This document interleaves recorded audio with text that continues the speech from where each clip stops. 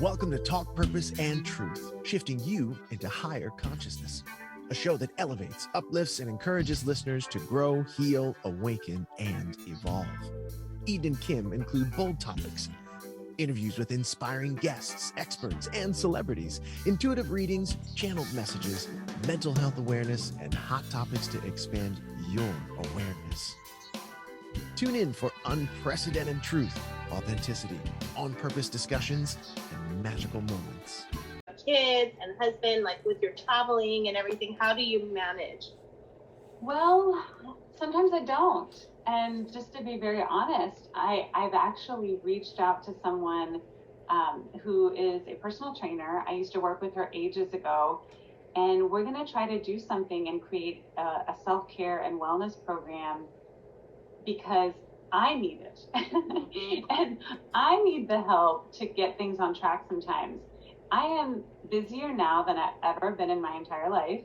It's all wonderful. It's all projects that I feel really great about. So it's not very stressful, but I can tell that a lot, just like a lot of you, that I'm not sleeping well. I'm not eating the way that I'd like. My energy isn't where I'm used to it being, and I need to get that back on track. If I'm going to be my best for everyone else, I need to do the best for me.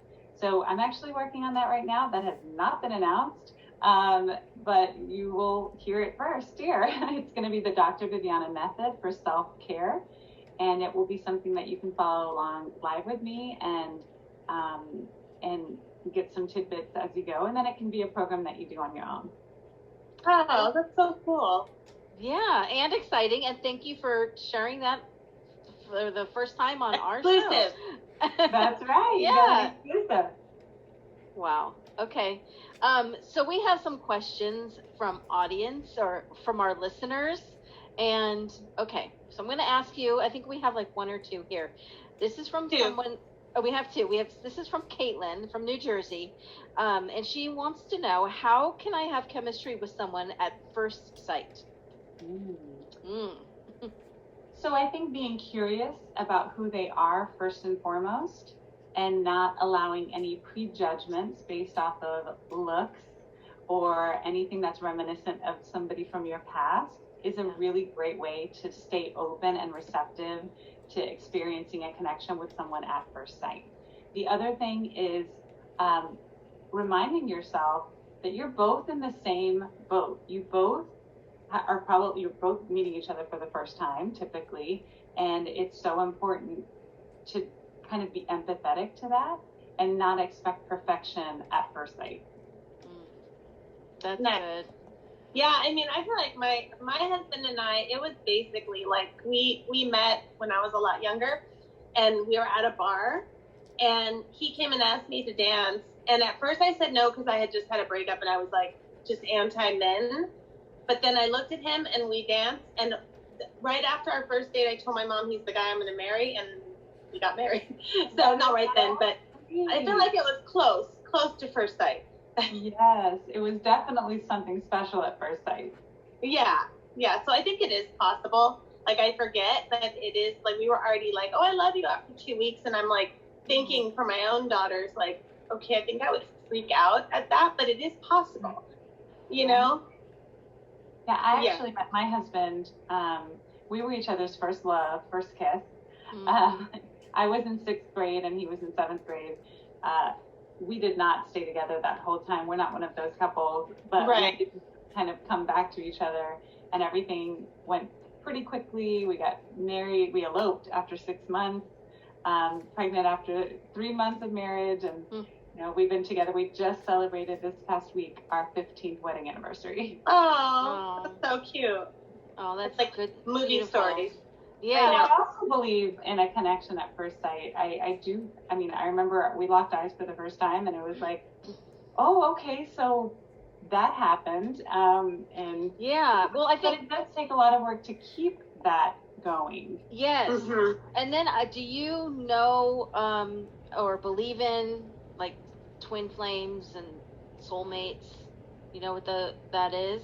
Yes, I know what it is. It gets thrown around quite a bit. I don't know that I necessarily believe in that as like don't know, like I believe in the essence of it, because I've seen that there are couples that are super compatible and they easily stay compatible for the long run. I also just think it's coincidence. You know, when you meet somebody, depending on your level of commitment and what you want your life to look like, you might do what it takes to stay together and to be complementary to the other person. But I also think that there's such a thing as being too similar.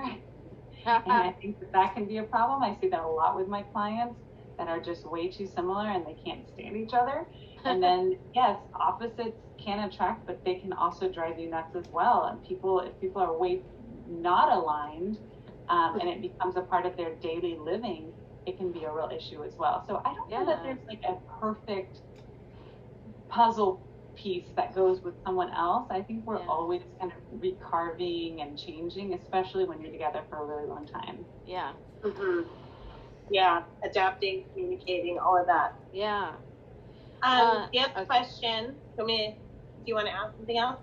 Well, no, I'm just looking at our next question. I think we kind of went out of order, so I'm like, I got to make sure to ask her this one too. But you go ahead. You go ahead. All right. Well, we'll just go for the other audience member question, then we'll go back to that. Okay.